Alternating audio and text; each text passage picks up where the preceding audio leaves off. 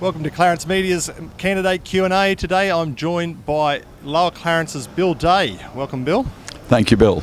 And a man who was once on Maclean Council for about a decade. Tell us a little bit about your history. I was born in Maclean and educated in Maclean, but I travelled overseas for a number of years. I worked in a number of places, different countries, and I've had various businesses in various towns around Australia. But the Lower Clarence, Maclean and Yamba in particular have always been home to me. I've never felt at home except when I've been back here, and I always come back and lick my wounds and vow I'm never going to leave again. And I'm now retired, and I've just renovated my house at Palmer's Channel, and I don't ever intend to leave. Okay. And when you were previously involved with council, you're heavily involved with tourism. Is that an issue that you're keen to see brought up in council? Tourism's one of many, many issues. I'm very disappointed with the way Clarence Valley Council has performed, and obviously I believe I can make a difference, and that's why I'm standing. And certainly what they've done in tourism has been disgraceful, but I'm not a one-trick pony. There's a lot of other issues more deeply disturbing than tourism.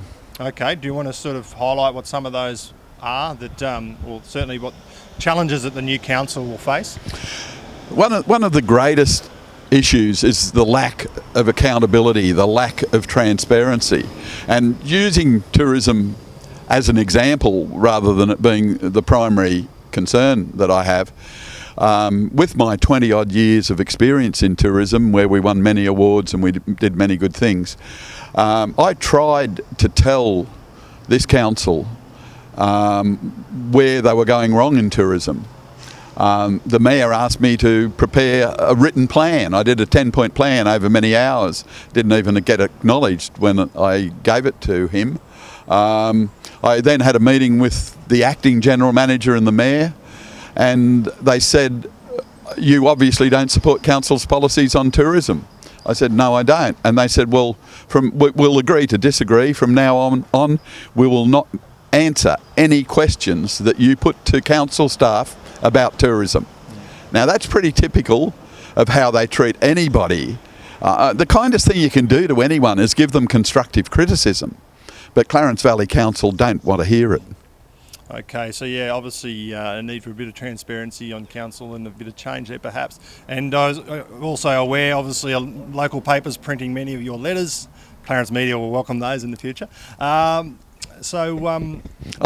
never hid my feelings. Yeah. I believe in total honesty, total transparency, and I've written many letters to the editor during the time the Daily Examiner was a printed newspaper, and with the Independent now, and I've never tried to hide what I think, and some people appreciate that, some people don't like it.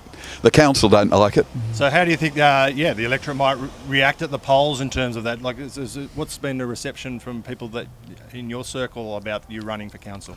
Everybody running for political office gets what's called candidate's disease. And people come up and pat you on the back, and you think, "Oh, heavens above, I've got 5 pats on the back, I must be doing well." There happens to be 30,000 people in the electorate. And some of the people who pat you on the back just want to make you feel good, and they're not going to vote for you. So I'll leave any predictions, and I'll see. If I'm not elected, that's fine. There's plenty of good candidates. I want to be elected. I need number 1 votes to get elected. I'm not backing off from that. But more than any one person, we need a good team of new councillors. And not just new councillors, there's some very good current councillors who are standing again. Yeah, very good councillors. As you say, only 4 standing for re-election, and as our viewers would know, some very good candidates that are throwing their hat in the ring, some new people. What do you think of fresh, obviously more than half the council will be fresh faces. What do you think that means for Clarence Valley moving forward? I think it's great, but you have to combine experience with new ideas, and I'm very confident that we're going to see an excellent team running the new council. It's a council of 5 councillors. You must be able to count to 5 to achieve anything. And I'm extremely confident we will get 5 or more councillors who stand for reform and restructure of the current council. And that's essential. Okay, all right. Well, good luck at the polls on Saturday, December the 4th, and thanks for joining us. I hope luck doesn't come into it, Bill. Okay.